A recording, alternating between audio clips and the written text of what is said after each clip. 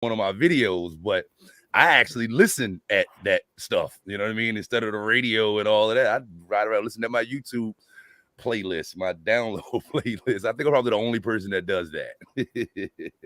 Maybe. Yeah, I think I am, definitely. Nobody rides around blasting YouTube music in their car. Nobody does that, I would think. Never know. Somebody in the background. What's that? It's somebody in your background. It's my daughter. Hey, babe. That's my daughter. How y'all feeling tonight? Wonderful. I'm tired. I see you like you got ants in your pants. I'm on the exercise bike. Oh, that's what's up. Yeah. That's what's up. You doing the ET style tonight, huh? I love it. Working out during the conversation. Ain't nothing wrong with that. Look, I gotta get this second cardio in after the call. It's too. I mean, I've done it later, but I wanted to go while my daughter was at practice, but I put the youngest in. I got her introduced to karate today. I was thinking I would be able to drop her off, go for my walk, come pick her up, but her class is only like 30 minutes. So I stayed there. So I'm here getting it in.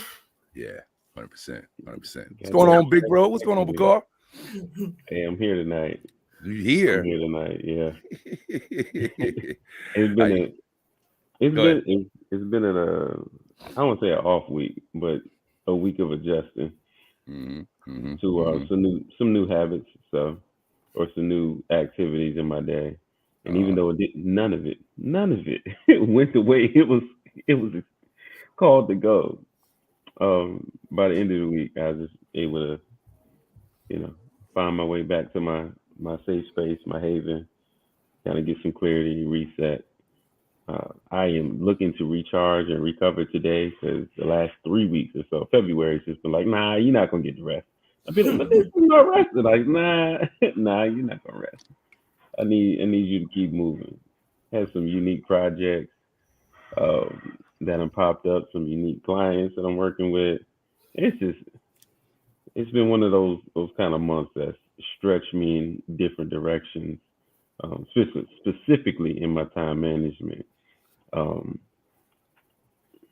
So I'm looking forward to getting into, my rest and recovery routine. Really just taking it easy over the next couple of weeks, even though I'm looking to ramp things up, or expected to ramp things up and bring some new activity through the business over the next couple of weeks. So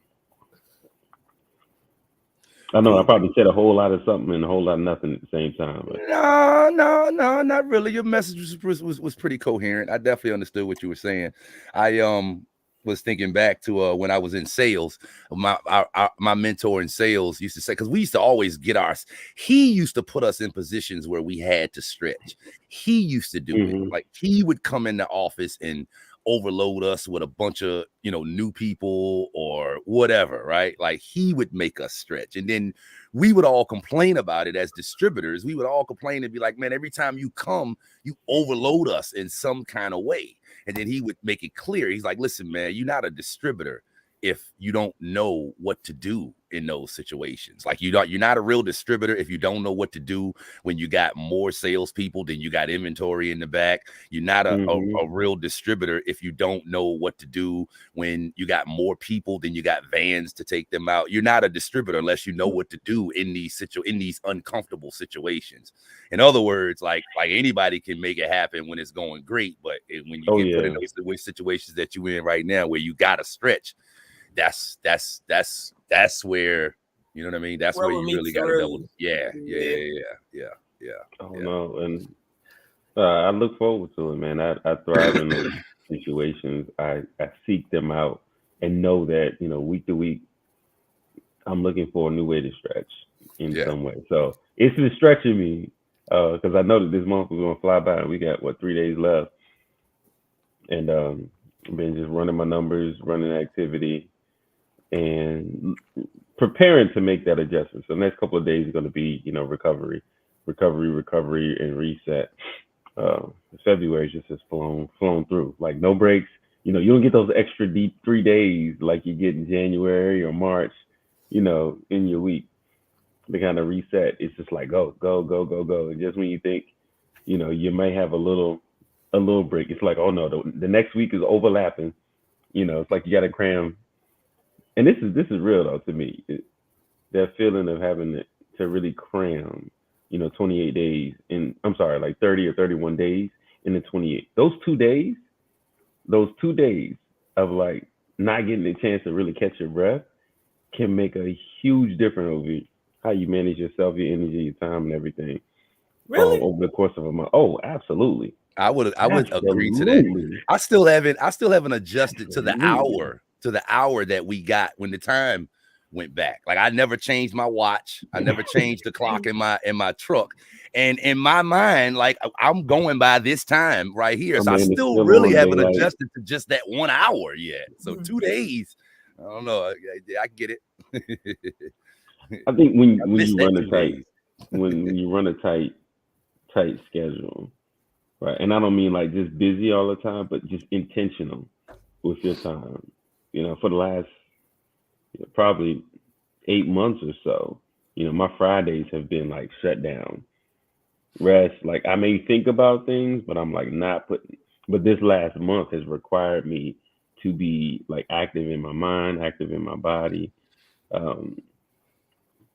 in different ways, active emotionally on those Fridays. And so those days where I've had like a full recovery, full chance to clear my mind, like instead I've been partially working through those days, and it's, stretching my days out. I had a couple of days that I pulled, I wouldn't call them all-nighters, but I was way up past my normal bedtime, and I treasure my rest every day. So like those 2 days turned into a few extra hours. Huh? Like how much rest you need?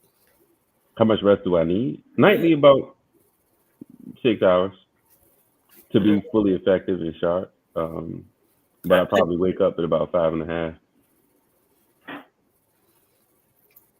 Yeah. I know something else coming. You got something else for him, G. I know you got some more heat for him. I can see it coming. Look, I ain't on this bike for no reason. Coach says when you give your body what it needs to thrive, it will. So my phone says I average 4. And I'm getting more done, got more energy. And it's all because of what I'm eating. And like I have better clarity. I'm being more productive. Like, and all I changed was my diet and now exercise. I ain't done this much cardio in years. Probably since high school. I did some running when I was in college, but it was just like go running with a friend. I played basketball for a couple years on the club team, but just like cardio, I don't think I did this much cardio when I was running track. This is intense. But I'm loving the results, so I ain't gonna argue with it. No, yeah, I can see how that would get your energy up. I can definitely. That's definitely something I need to incorporate in my own life. Definitely more working out, more activities. I'm active, but not nowhere near as active as I need to be. Nowhere near. Yeah, I knew I wasn't. I was like, I was gonna set my bare minimum to 5,000 steps. I was still daily struggle. Like I have a very sedentary job, so I gotta like intentionally go be active. So got it.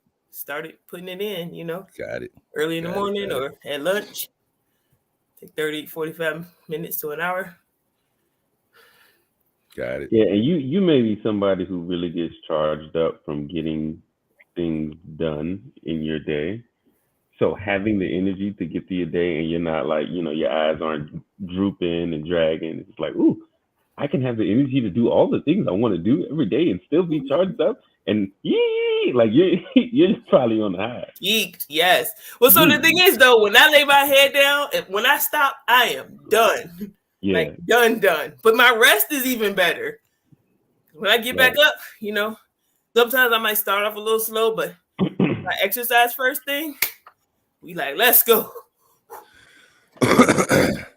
Well, yeah, you'd be surprised then, because for me, being more interactive, a little more extroverted, it takes a lot of energy for me to stay focused. Like I wouldn't say that I'm like ADHD or anything like that, but I have a lot of interest and a lot of ideas. And if I'm not like constantly writing throughout the day to offload information, like I could start being pulled in multiple directions. And I have a number of different activities, from my teaching to tutoring to coaching, to, the operation side of my business to, relating, family. Like, it's just so many things I feel like that can pull me in multiple directions, but it's all like preaching to the choir, bro. Yeah. But I know where we are with that. But like, I get charged up being around people. I get charged up serving people. I don't. Keep right, them so away from me. You don't take all my energy. so like being in a situation like you, where it's just like task, man, I'm going cross-eyed. I'm burning out like all throughout the day. Like, hey, I got a job to do, and I'm just like, ugh, give me a person to talk to. You know what I'm saying? Like, give me somebody to work through this with. But that's what this month has been like. A lot more task work, and then some challenging people work as well. Dealing with some people who are like really incoherent on their own, and so like needing to focus somebody else's wild thoughts. I thought I was like, man. But I think that kind of gets into the conversation, right? Like choosing what your focus is when it comes to your business, right? Like, and not just talking about, a business like a, LLC or a C Corp or S Corp or whatever it is. But I mean, like, I want to take it to the level, like the business of your life. Is it personal, or are you keeping it, strictly professional as you go into the conversation? So what were you thinking when you came up with the topic? Who was that? You, Maurice? Yeah, that was me. Yeah, that was me, man. So like here's just getting into the topic tonight, right? So we're talking about whether business should be more about green or more about red. And here's kind of what that means and how I kind of started thinking about that, right? So like over the last few weeks, I've been going through the process of buying a house, looking at houses and all of that good stuff. So I've been talking to a lot of people. And here's what got me to thinking about that, right? So in my opinion, I'm working with a pretty awesome realtor, right? She's real cool. She seems to be the type that is dedicated to, I can't say if all of her clients get this experience, but like she seems to want to help. She seems to want to help, right? And like I didn't reach out to her. We just met her through responding to Zillow, setting up, clicking the little prompts at the bottom of a Zillow listing, and that's how me and her got connected. And she's been working. She's been, serving. She's been doing what it takes, I feel, to earn my business, right? But I've been introduced or introduced either one to a few other individuals as well, right? Now, Miss Tina, keep in mind, this is Black History Month, so-called Black History Month. So that's kind of woven into what we're going to talk about tonight as well, right? Okay. Yeah. So Miss Tina doesn't look like us, right? She's cool. She's from California, but she don't look like us, right? But some of the people that I've been getting referred to look like us, right? Look like us. Talking about skin shade, right? But I don't really feel like the interaction with them went like it should have. There's been a couple of people that I've been referred to, where it's like, when I come away from those conversations, and I'm gonna kind of skip as quickly as I can to the point. I come away from those feeling like, this business thing, especially when it comes to something like buying a house or anything, is definitely, in my mind, is about green. It's about dealing with somebody that can help you. But then that kind of brought me to the point of, well, a lot of our people will encourage people to keep their dollars black, so-called quote unquote black. Keep your dollars black. Keep your house, spend your dollar, support Black businesses, right?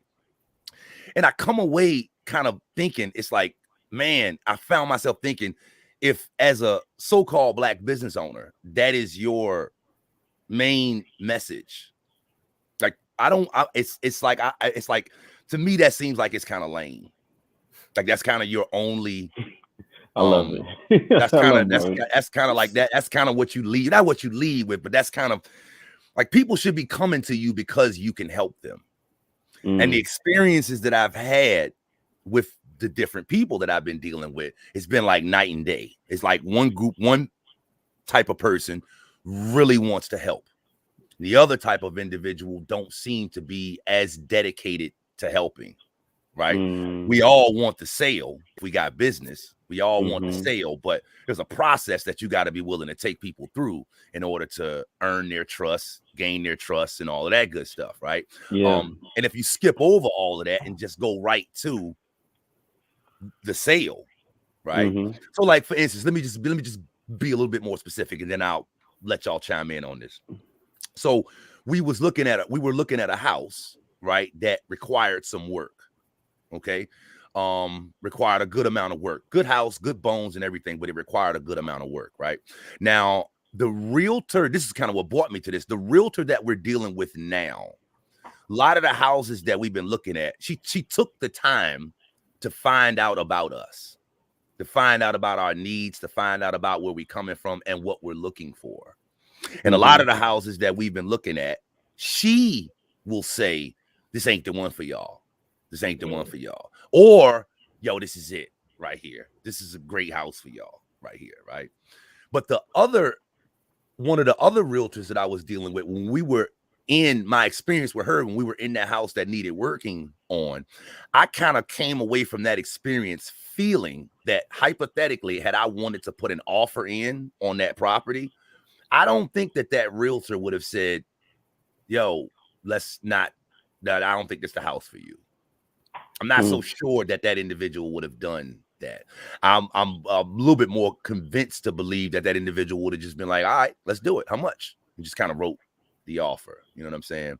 In other words, like I said, it's like, you know, it seems that when you're doing business with people, like most of the time, what we're looking for as clients and consumers and customers, we're not just looking for somebody to take our money. We're not just looking for somebody to take our order in most situations. We're looking for somebody to help us, to guide us, and to educate us, right?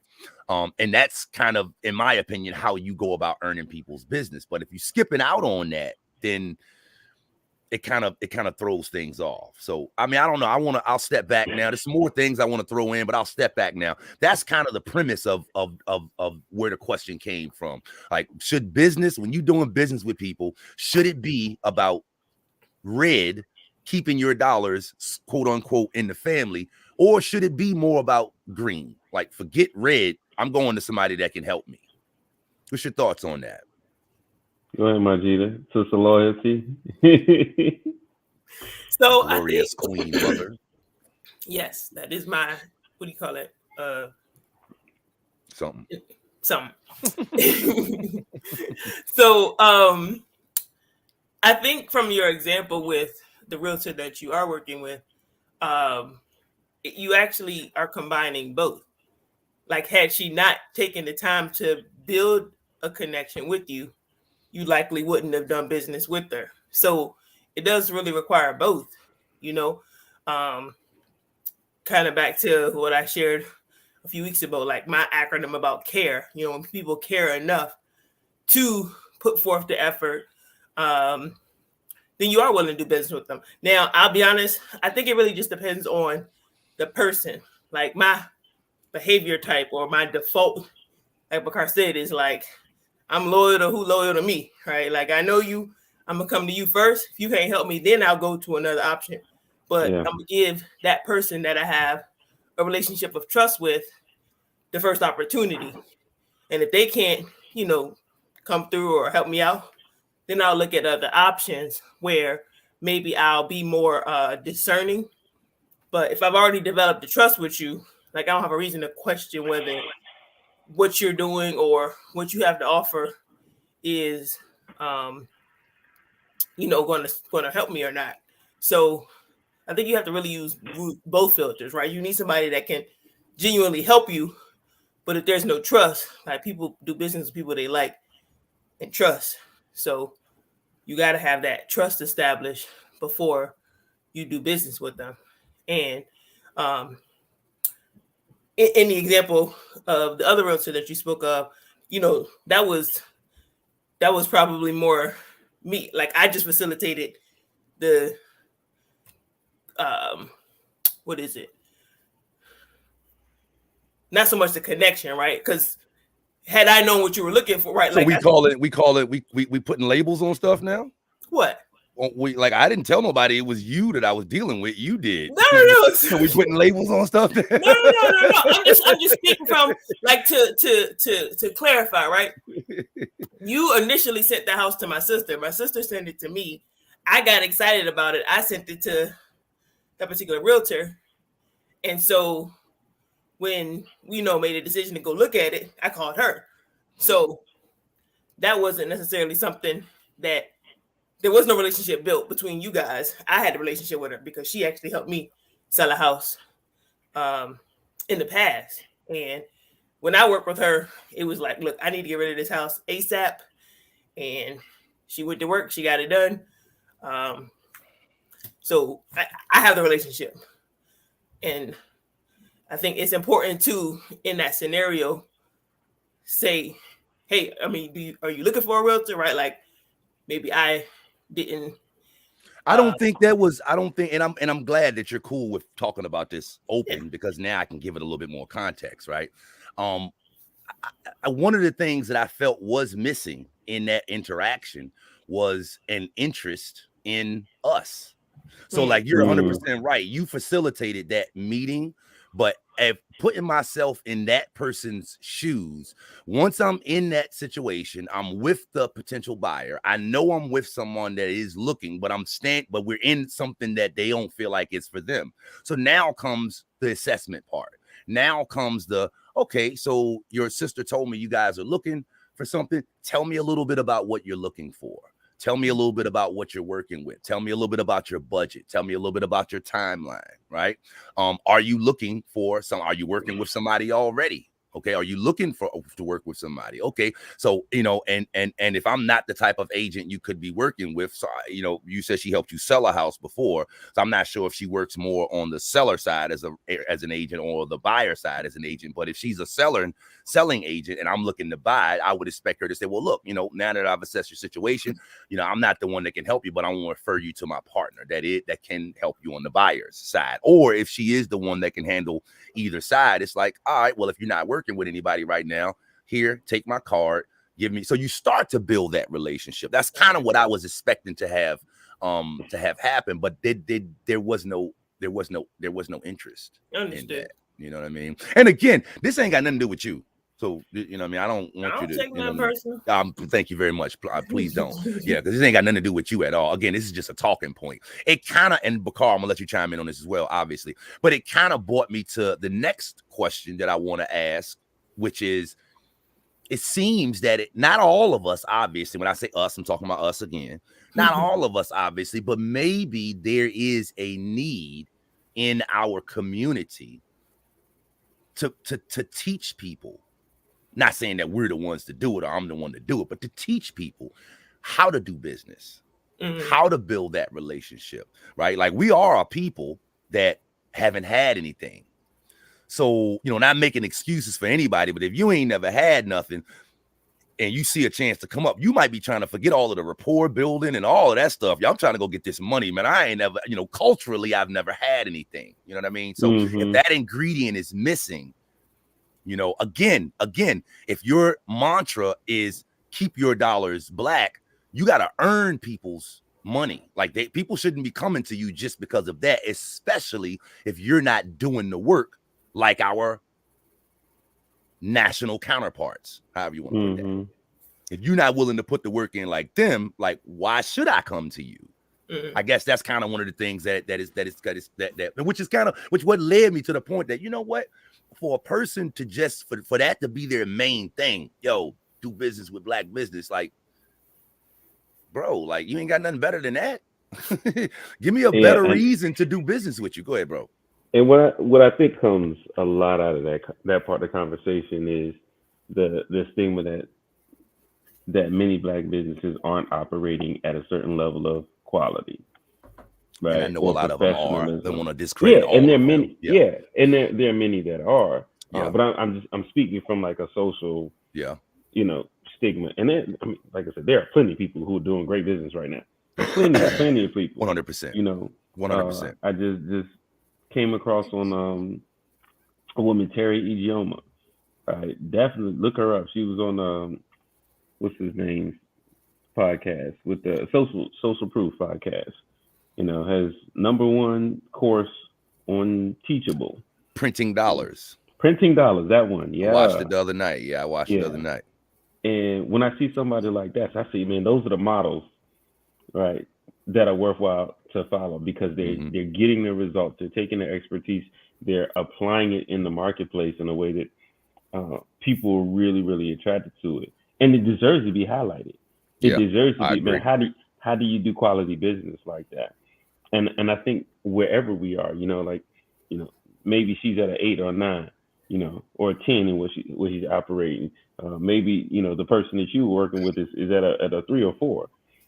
Right. There's somewhere to learn, and what they can provide at that level.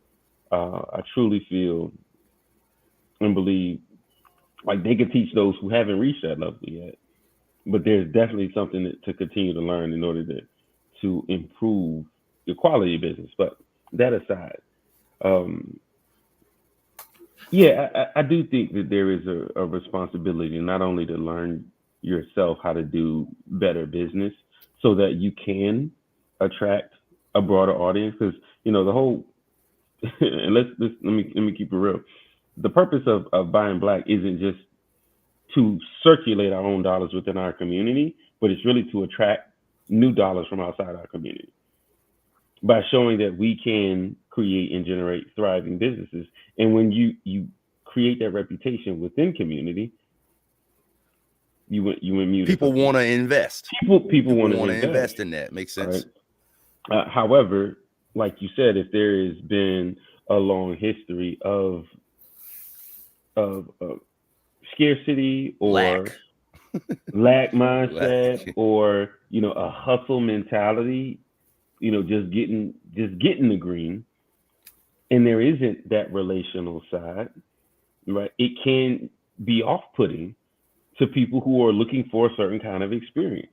Like when you think of somebody walking into a Coach store, right? They're looking for a certain kind of experience. Even going to a Chick-fil-A, they're looking for a certain type of service experience, right? And especially when it comes to dealing with big dollars in, like buying a home or even investing in coaching or, doing a major project, you want to make sure that you're working with quality, reputable professionals, right? People who know their craft, who are able to execute at a high level, people who are going to take responsibility for whatever it is they're responsible for, if not more, right? And people who could deliver, right? And that does take some rapport. For example, I actually had a project this month that came through my tutoring service. It was a survey analysis project, and I was approached by a sister of ours on the website, and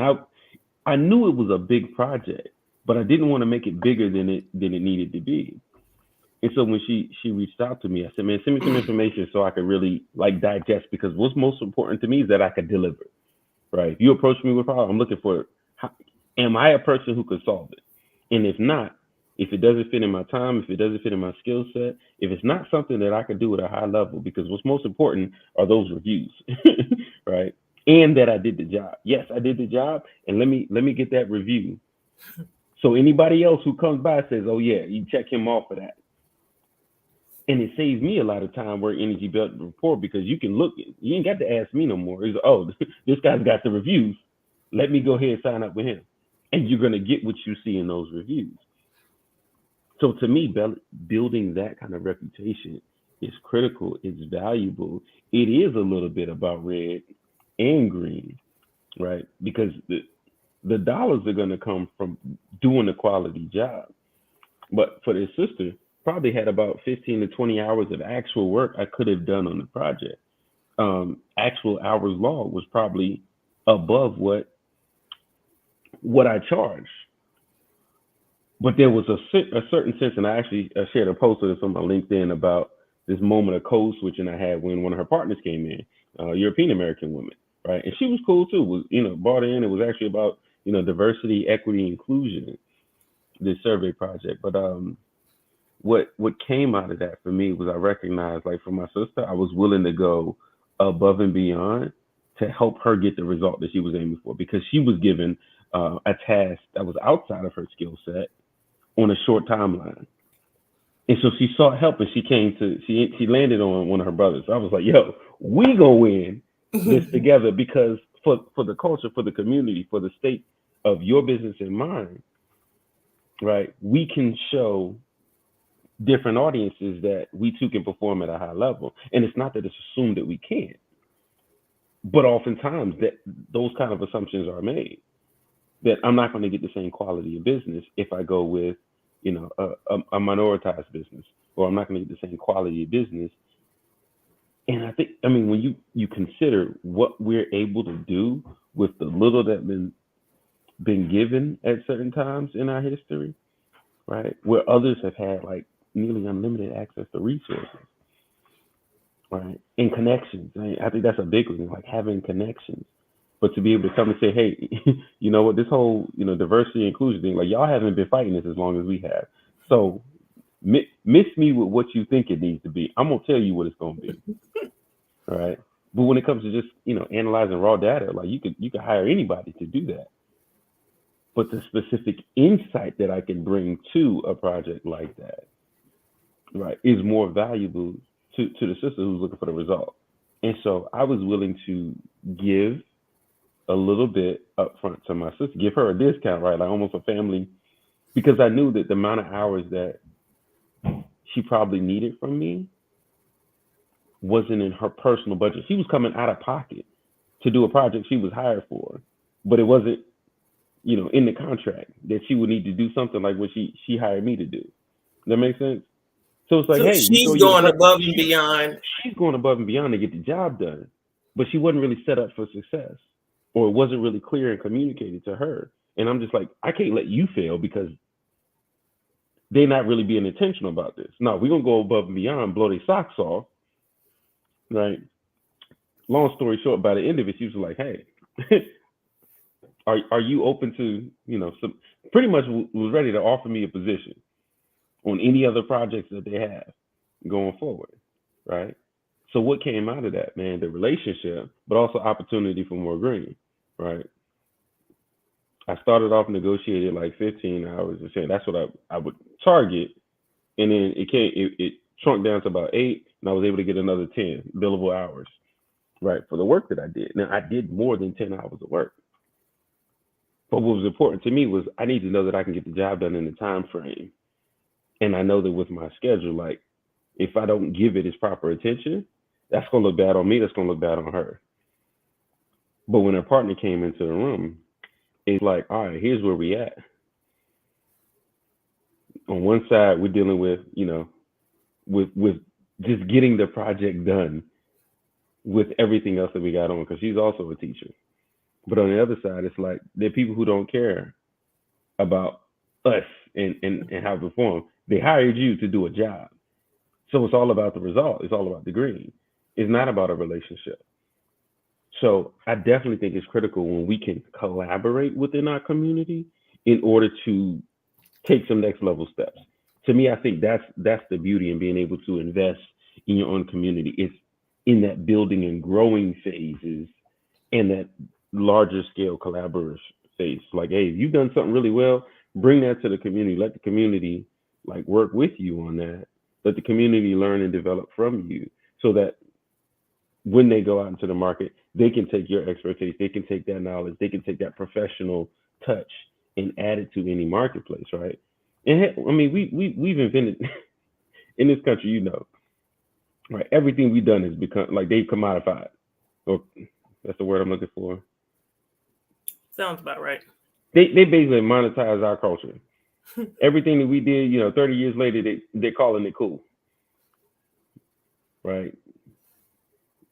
So we know that we have the value, but do we know we have a value? And are we sharing that value in a way that it's not going to get ripped off and repurposed as somebody else's work, right? We got to do a lot. We got to do that groundwork. And I probably just went on a tangent, but I think it's really important that we do that groundwork to ensure that we don't get overlooked for opportunities because of how we may look or how we may present ourselves in the marketplace. And I think to that point, you have to create the opportunity that you want, like at the end of the day. Like, don't wait for somebody to offer it to you or give it to you or recognize. Like, I am not like I feel like when you're not expected to perform or exceed, you know, like the bars are like there's really, so if you do, it's like, oh, you know, like it's like a plus, but like we never expected you to. So if you do, good for us, that helps us. But if you don't, then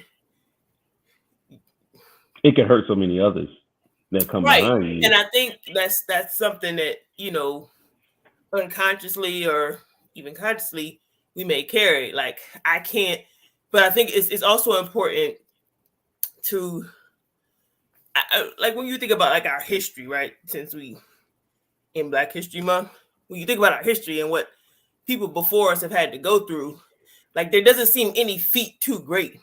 Like you can figure it out. But to Maurice's point, right, in terms of how do you determine where to spend your dollars, I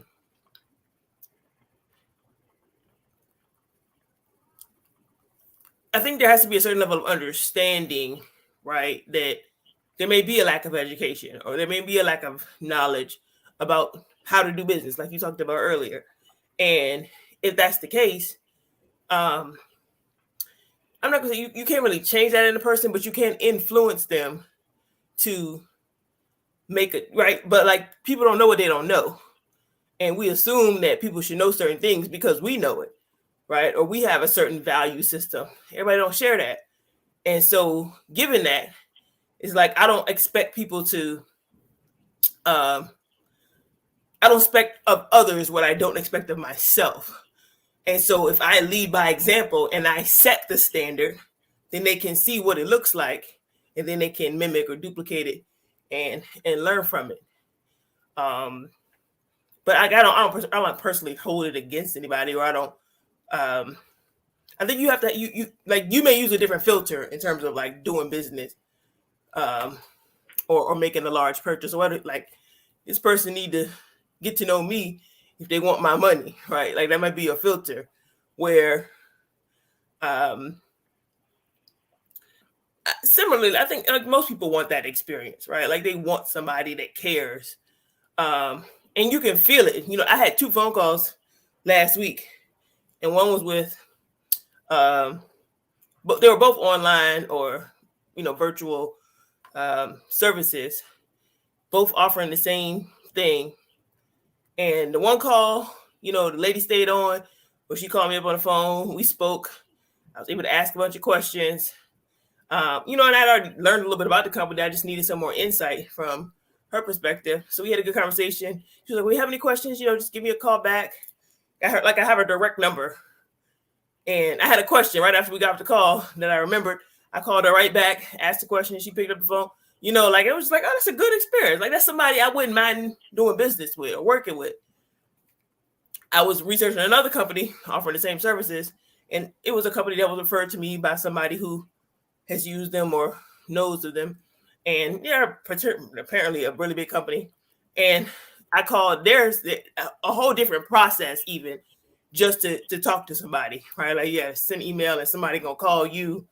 But the other process was very clear. Like, this is what's going to happen. We're going to schedule a time. Like, I talked to somebody to schedule a time to talk to someone else, you know, so it was a lot more personal, you know, personable. Yeah, personable. Yeah. Yeah. And so when people go through that effort, right, like it shows to me that they care, right? Like, you ain't just going to be another client to us.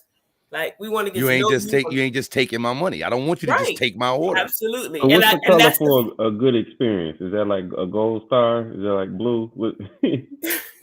But that was exactly how I felt with the other company, right? Like I filled out, some thing, they get your email or whatever. And they were like, I don't know, it was like middle of the night, I think. So wasn't nobody gonna call me. So somebody called me like the next day. And like he just went straight in for like, this is what we got to offer. Like I already knew who they were. I don't know nothing about you. You ain't asked what I'm looking for. I mean, like he might have asked the question kind of just like, so like, just to get a basic. And then he was just going to, well, this is what we got. Let us know when you're ready to move forward. Move forward with what? I don't even know. Like, what am I signing up for? Like, what's the process? What do I need? And I got an email from that person a couple days later. Hey, just following up. See what you want to do. I ain't doing nothing. I don't even know what I'm doing. I don't even know who you are. Like, I don't know how to reach you, other than, I guess, by email now, because you sent me an email, but it's a different experience. And so I think it's something that can be taught, but it really comes from, like, your personal value system. Like I care, right? It ain't got nothing to do with anything. Whatever I'm doing, culture or nothing. That's a personal. It ain't got nothing to do with culture.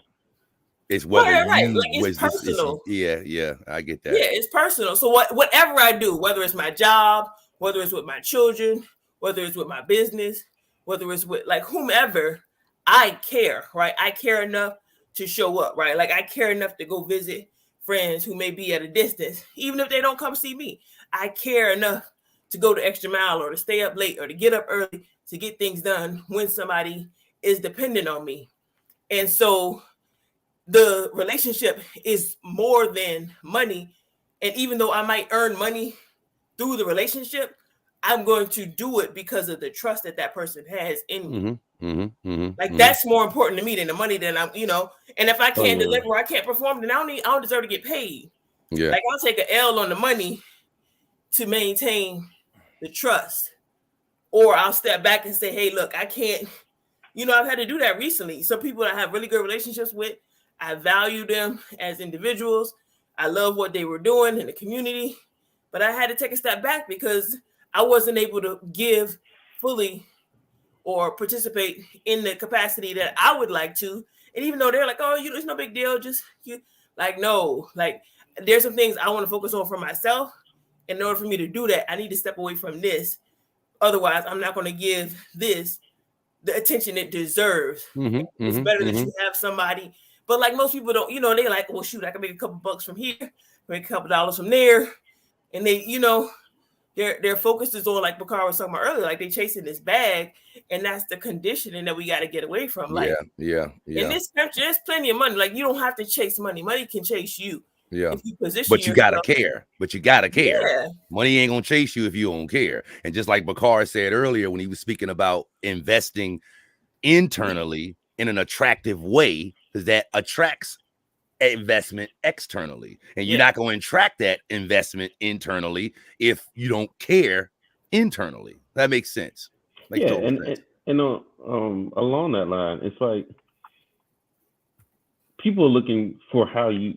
Yes, there are definitely people and organizations. They want to know that you could deliver. They're looking at your bottom line, right? How do you deliver on what your promises are? Who's succeeding through your system or through your program? Who's getting the results that they want? Who's getting the products and the services that they want, right, from what you offer? And when I think about like building internally, yes, I think it's valuable to have these like kind of think tank business spaces culturally. And you if you've never been exposed to it in other cultures, you may not have a sense of like how to go about it yourself, right? It's like, oh yeah, we want to pull our stuff together, but like we all got these. Look like? Yeah, what does that look like, and is it attractive to others? Within your community, like, hey, we see the unity, that's great, but like now let's look at the numbers because there's the relationship, but like now let's look at the quality of service. Now let's look at how you deliver. Okay, because it's more than just being a united front, right? It can optically look okay, like, oh man, we see the unity, but what are the outcomes that are coming from that unity? because that unity also could work against you if, hey, we see united, but y'all look raggedy. All right. And nobody can make it out because y'all are so united. So yeah, that can work against you. It can. And so, and I bring this up a lot in a lot of my relationships. So, all of us here are of the Islamic faith, and there is something so strong in the community, like when Majida mentioned those principles and values. When I find a practicing Muslim anywhere in the world, I'm like, oh yeah, I want to do business with you. Just offer, because it seems to cut through some of the nonsense that you. I almost cussed this Muslim lady out the other day. I'm telling you, bro. I almost cussed this Muslim lady out the other day, man. Well, let me finish my story, and then you can give me the dark side.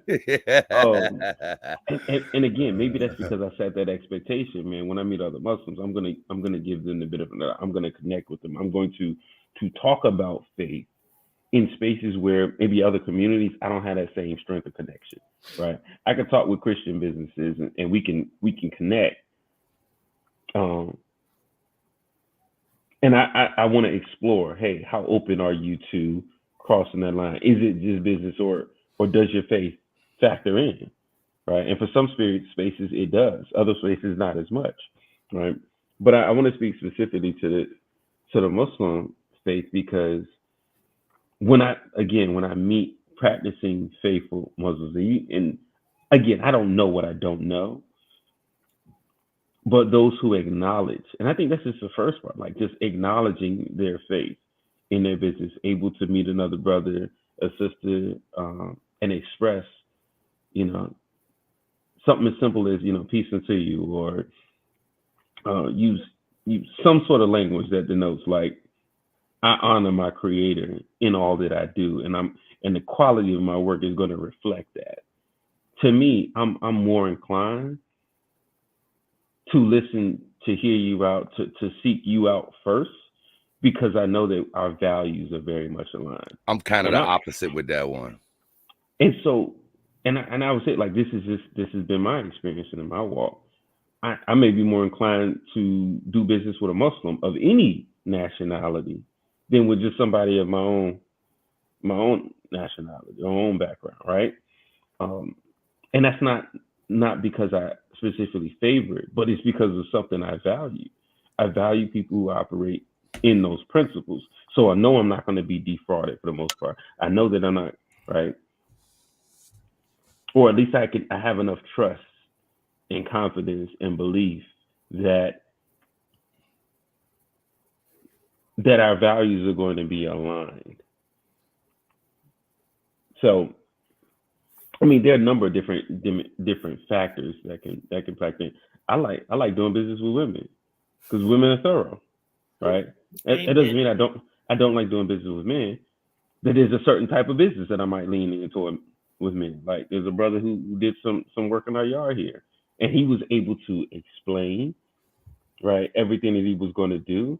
He was able to, like, he wasn't concerned about getting our business. He wanted to give us the best result that we were looking for, and do it at not a value price, but had a way to be able to, like, you're not going to be able to find it at a better rate in this market. And we found that to be true. Hey, we go out, we did our own research. Oh man, this is going to be like 3 times that much. And then he comes and does the work. Like, he lays out and does exactly what he said he would do. So my preference is going to be to the one that not only have I built a relationship around, strong faith principles, but he's also delivered, and he's saving us money in the process. To me, it's a win-win-win for everybody, because, hey, anybody else I come across, I'm gonna be like, oh yeah, hit up my man Rob. Boom. Why? Because he showed me all of the values of quality, of relationship, of he's over-delivered in what he promised. And no matter the size of his operation, that's what's most important to me, is that quality, value, and that trust in that relationship, and that you're doing it for a good cause. For somebody to say, hey, even if I give you a lower price for that, if I don't even get fully paid, that's my gift. That's my charity that goes to God. Like, I want to work with somebody like that who's like, hey, if I can't pay it all up, like, you know what? That's all right, man. That's my gift to God. Yeah. You know what I'm saying? Yeah, see, I'm a little bit different on a lot of that, man. I feel like it ain't just me that feels like this way. This kind of goes back to a couple of the things that y'all spoke on. I really don't think the market cares about any of your factors, your circumstances, your past, the education that you lack. I don't think the market cares about any of that. The market cares about what you can do for them, and that's in any market. So I guess the reason I share that is because, like, in my opinion, these are the things that have to be done if you want to earn the right to compete, right? Like, like if we both trying out for the number one spot, if you can't score as good as I can, then you don't deserve to be in the number one spot. And in business, that's how it is. Like, if you can't give a client a better experience in some way, right? Like, you don't really deserve to be in that number one spot. So I'm saying all of that to kind of say, like, the market doesn't really care about like what we may lack, right? That's the first thing. Then another thing, kind of slipped my mind. Let me collect my thoughts again. Another thing, how we, getting back to that point, the market for the most part is gauging the result that you bring to people. That's really all the market cares about, right? Now, it's off subject a little bit, but I want to touch on this as well. I don't personally see anything wrong with having premium pricing if you can back it up with the service that you offer. Yep.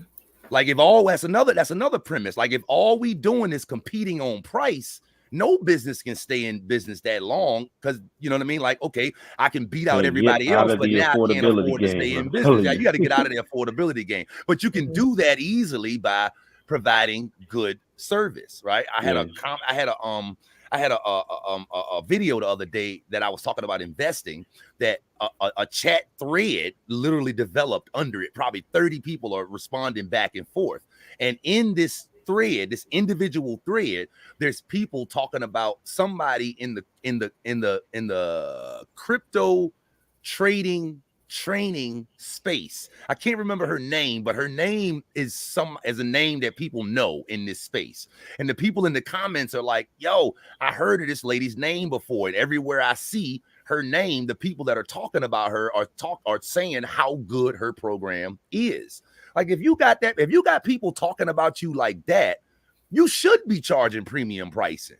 You should be charging. You shouldn't have no problem with telling people at all, listen, this is what I can provide. I'm not the cheapest one, but you're not going to get a bottom line experience with me. You know what I mean? With me either. So ain't nothing wrong with charging, charging the premium pricing.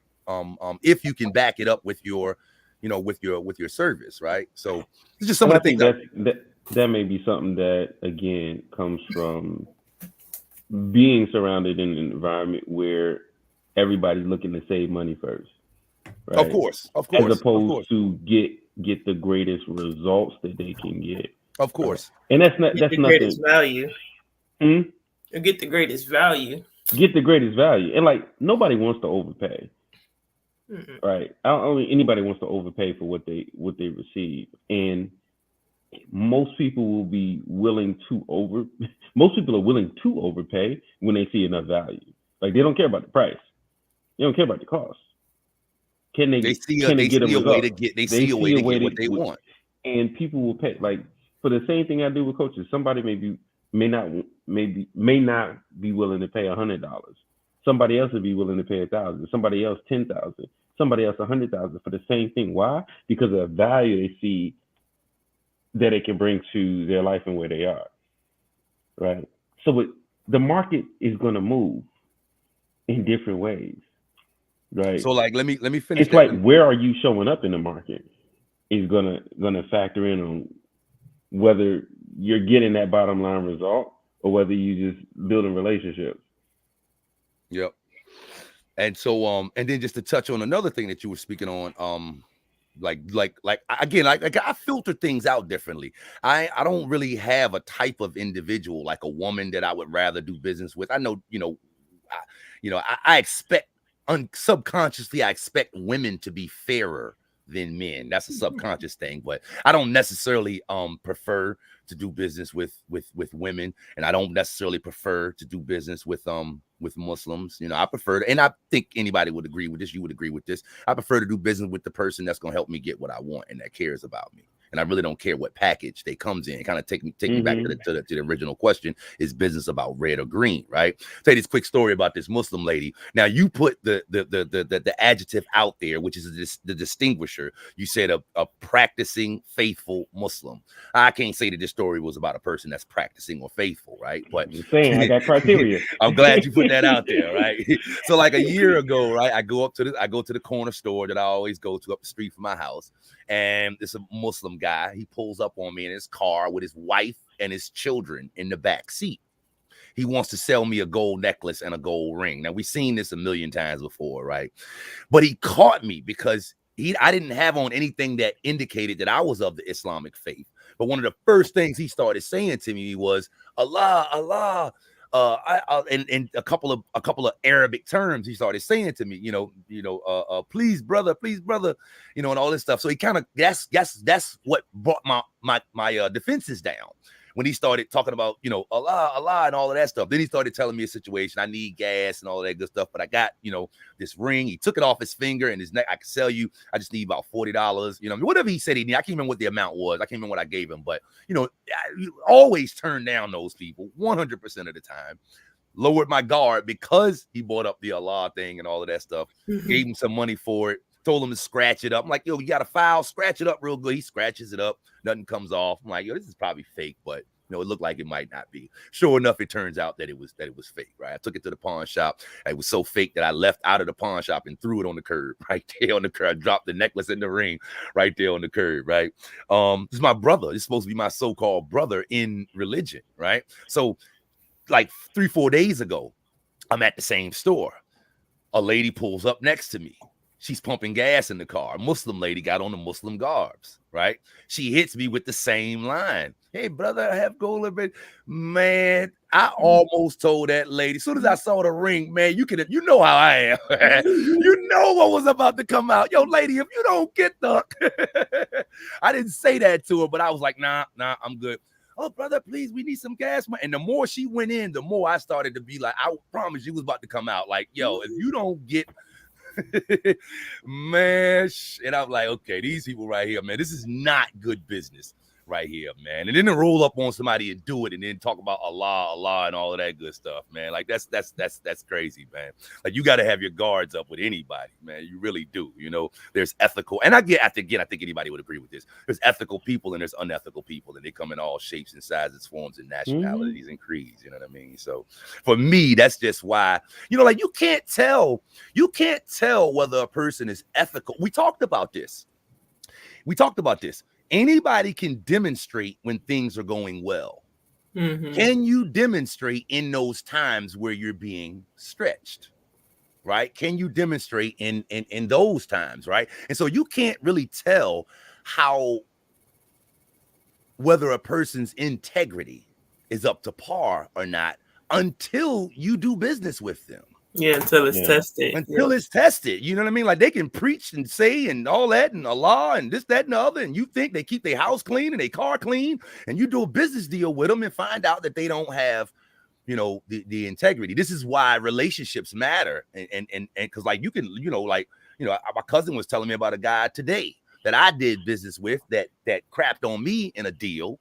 And he approached my cousin to do a deal with him. And my cousin was like, nah. I know how you do. And nobody has anything good to say about this dude. Nobody has anything good to say about him. So, it's like, man, like I said, anybody can do what they're supposed to do when things are going well. But the reason we draw up contracts and all of that stuff with a business deal is, because things go sour all the time, and relationships are tested, and your integrity is tested, and whether you really about a dollar, about a relationship, all of that's really going to be tested. But again, that goes back to like, you got to have it in you to be willing to, you got to care. That matters. You have to care. So many people in this generation do business with people that they really don't know. But old school cats, we didn't even do bit. We went and sat down and we talked to each other. You came to my house. I came to your house. I saw how you lived. We went out and ate. We broke bread together. We spent time together before to get to know each other before we jumped in the bed of business. You're muted, bro. Yeah, I unplugged my mic by accident, but we went out and did all of that good stuff before we chose to engage in a business deal, so that I can get an idea of how you move and you can get an idea of how I move. But I want to switch gears though. I want to switch gears if y'all don't mind, unless y'all got something to say on this, something else to say on this. I might have to head out a little early. That's cool. That's cool. Let me know how much more time you got. Maybe about 15 minutes. All right, that's totally cool. Watch this. I want to switch gears a little bit. You cool with that, Majida? Mm-hmm. Okay, so going back to, this is something else I've been thinking about. It's been on my mind, right?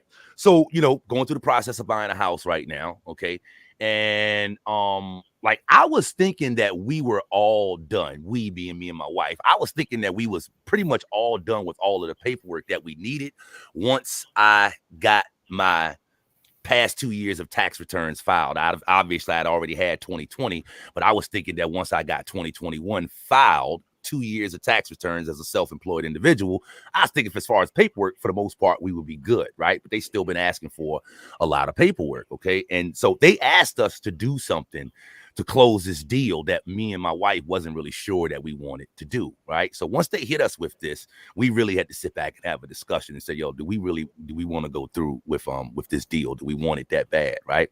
We came to the conclusion that we did. Like, we want this deal to go through, and we're gonna go ahead and do what we need to do, right, to make it happen, okay? But one of the things, and I'm getting to a point here, so just follow me. But one of the things that we had to talk about, that we had to discuss, was our willingness. If we pull out on this deal, like, what's the next plan? What we gonna do? Are we gonna immediately start trying to find another deal?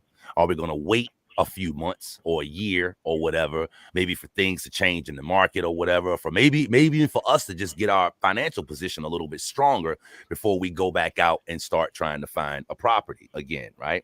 Well, we came to the conclusion that we really don't want to wait.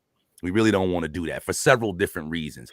We feel like if we wait in the short term, we feel like if we wait, we're definitely competing right now in the marketplace. Like, there's buyers in the marketplace right now. You spoke on this a minute ago, Bakar. There's buyers in the marketplace right now willing to pay more than a house is worth in order to get the house. And we kind of decided, we don't want to compete with that, because we ain't willing to pay more than a house is worth to get the house. So we don't want to compete with that. We locked in on a good deal right now at a good rate. Nice house, great price. We don't want to pull out on that and go back into the freaking blood sport of trying to find a freaking house right now in the market that it is. So that's in the short term. You know what I mean? And that's in the short term. Now, we're definitely thinking in the long term, if we wait for maybe a year, we know we're going to be dealing with a higher interest rate, because we know the feds are going up on the interest rates this year as we speak. So we know that like quarter by quarter, we're gonna be forced to get less house for the same exact money, right? So if we wait a year, who knows? The market may cool down a little bit. I don't think it is, but if we wait a year, we know we're gonna be dealing with higher interest rates, and we may be dealing with prices that have inflated a little bit more as well, which all boils down to, if we wait a year, we may be in a position where we have to get less house for the same payment. So we kind of decided, you know what, we don't really want to do all of that stuff. We just want to go ahead and lock in on it right now, right? But now, right, so I'm getting to the point now, okay? So again, I am going somewhere with this. So like right now, I've never thought about it this way: a seller's market and a buyer's market. I've used those terms, heard of those terms all my life. And, right now we know it's a seller's market. Okay. So like, I'm speaking right now to anybody that's going to listen to this that feels that they can't afford anything right now because things are too high. This is totally relevant. Okay. If you feel like you're having a hard time financially right now. So here's what's going on in the real estate market and other markets as well.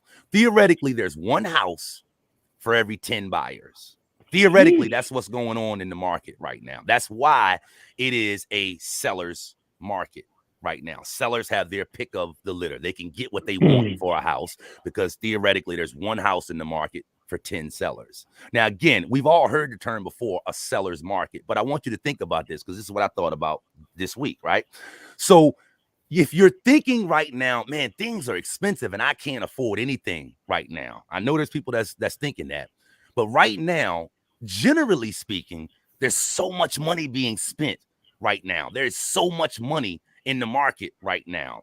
And the fact that there's so much money in the market right now, an indication of that is one, that buyers are willing to overpay for properties right now. That's the first indication that there's a lot of money out in the market right now. By the way, this same thing is happening with cars, with automobiles right now as well. People are buying brand new automobiles, driving them an average amount of miles, paying the regular payment, and then sending them back to the dealership in a couple of years and literally walking out with a check. When we know that a brand new car loses most of its value in the first 3 years. People is driving the car for the first 3 years, then turning it back in and walking out with a check. I got two friends that has happened with. Remote work has been a part of that. Right. So people not driving that much. Yeah. So we know these are both indications that there's a lot of money in the market right now. Again, if you're sitting back right now thinking you can't afford things, the facts are there's a lot of money being spent right now. Okay. When people need money, they sell things. When people don't need money, they don't sell things. And there's a lot of reasons that people sell and buy or sell and don't sell other than needing money and not needing money. But generally speaking, when people need money, they sell. When they don't need money, they don't sell. It's another reason why there's one house for every 10 buyers in the market right now. There's not many people selling. That's an indication that people have money. If more people needed money, there would be more people looking to sell their property. Okay, so we got a lot of indicators right now. Even though somebody may be feeling like they can't afford anything, we got a lot of indicators that say there's a lot of money in the market right now. Okay, so if this is a seller's market, here's the whole point of this right here. Okay, here's the culmination. If this is a seller's market, then conversely, a buyer's market, we know markets always come around. We know this is not going to be the condition forever. We know a buyer's market got to come. So if this is a seller's market and this is what a seller's market feel like, imagine what a buyer's market must feel like. So in a seller's market, it's one property for every 10 buyers. There's a lot of money floating around. There's people willing to overpay, and there's not many people willing to sell because people got money. In a buyer's market, though, you got 10 sellers for every one buyer. So why is it that you got 10 sellers for every one buyer? Because the average buyer can't afford nothing. That's why. Now, again, there's a lot of different reasons why people spend their money and don't spend their money. It ain't all about I can afford or I can't afford. But generally speaking, when people need money, they sell. When they don't need money, they ain't that inclined to sell. So again, there's 10 houses in the market, in a buyer's market, for every one seller. That's another indication that people need money. That's why there's so many more properties available on the market in a buyer's market. But again, the fact that nobody has any money, that's the reason why there's so many houses available at that point, because can't nobody spend no money. So if you're that one guy that has money, that's willing to spend it, you got your pick of the litter as far as being able to grab up assets, right? So wanted to break that down because, again, I've always heard the term buyer's market and seller's market, but I've never thought of it that way. And I know that there's people out here right now that feel it's hard to make a dollar right now. I feel that sometimes myself. But right now, money is moving. Every market indicates that people have money, okay? And we know that this situation is going to turn around. We know that there's going to come a time where all of this is the opposite. When money ain't moving as fast, when people ain't willing to spend their money as much. And again, if you're the person that has money, has cash at that point, you got your pick of the litter. So here's the question. We know all market conditions change. We know this market is not going to stay what it is right now. We know that the converse is coming. So the question is, what are you going to do? Not you as in you, me, and us, but anybody listening to this. What are you going to do to put yourself in position so that when the next buyer's market comes up, like where you gonna be? Are you gonna be the individual that is the cause of it being a buyer's market? Meaning nobody has any money. That's what causes it to be a buyer's market, because ain't nobody got no money to spend. So which side of that you gonna be on when the market comes back around? We know it's gonna come back around in the next 6 to 10 years, 5 to 10 years. We know that the time is gonna come that money is gonna tighten. So if you're sitting there right now feeling like you can't afford anything, in a buyer's market, money tightens. So what are you going to do? How you going to get, are you going to be, when that time comes, the person that is the cause of it being a buyer's market? Or you going to be that black sheep? You're going to be that outlier that has the resources to be able to make moves at a time that, for whatever reason, everybody else in the market is fearful. That's kind of the question right there. I hope I didn't drag that out too long, but that was a dramatic, in my mind, it's like, yo, right now the time to flip. Right now is the time to flip. Go for it. I'm gonna say this, and I'm gonna hop off here. I'm gonna get some of this money that's in the market right now. Okay, I'm gonna get some of this money, accumulate it, grow it, so that for the next buyer's market, I'm buying up everything like Boardwalk. All right, I'm buying up everything like the Monopoly board. Right, and I see these conditions. Right, I've been pointing out this past month how, in the last year there were 660 new billionaires made. Right. There's a lot of money in the market, a lot of money market. So the focus is, what value are you bringing to the market right now? That's the big question. What value are you bringing to the market, right? What skill set is valuable? What are people looking to learn right now? Like, if you would say, what are the 3 things people are looking to learn right now or looking to do right now? Buy and sell homes, huge right now. Right, yeah. Especially if you got a home to sell, right? People are looking to learn how to win in the market, in trading, right? Whether it's cryptocurrency or just stocks and other options. And many people looking to start a business. Yeah, I was gonna say that one too. Would you say that those are the 3 big things that's happening right now? Those are 3 big things that's happening. I don't know if those are the 3 things, but those are definitely 3 big things that are happening right now. Definitely 3 big things that are happening right now. So, what does your plan for the next few years include? Right? Are you getting on the real estate side? Are you developing property? Buying? Are you learning how to pull money directly out of the market through trading and investing? Or are you just working and saving money? It's so much more out here than that. Nothing wrong with that, but man, like, it's money in the market right now. Yeah. Are you developing yourself and organizing it into a business that can serve the market in greater capacity than you can do on your own? Right? Are you developing better ways to distribute? People making online courses, people, coming up with apps, people. I mean, there's so much more that, like you said, that you could do than work and save. Right? There's money out there too. Yeah. There's so much more money out there right now. And if and when dollars get tight again, there's going to be another, you'll see the gap of the people who've been getting out in the market and getting paid, and the people who were, fighting over one house, not doing that, who overspent, and now things are tight. Well, things are tight because they overspent.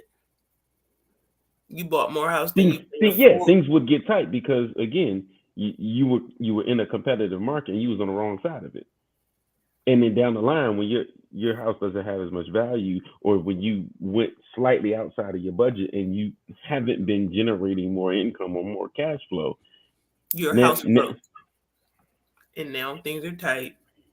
So you stop spending money. And everybody that's been buying houses over that period doing the same kind of thing and not creating new streams of income, or not increasing their income. Right, not adding any new value, but just consuming in the market. I'm not gonna say just consuming, but consuming more than they're producing in the market. Yep.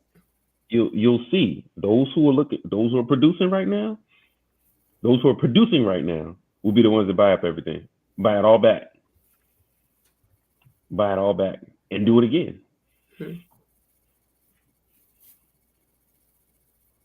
That's all I got. I thought you was going to end the joint right there, Margita. I'm not the host. That's on y'all. Oh, who? Well, we kind of all hosting tonight. You still got the controls though, right? I do, but y'all got to have an outro or something. Not always. That is his outro right there. Something. All right. This ain't produced out of. Yeah. All right. Thanks for joining us. We'll see y'all in 2 weeks. 100%. And I got more good topics for us. I got some joints I'll roll off to y'all sometime this weekend. All right. 100%. Peace. Yep. Peace.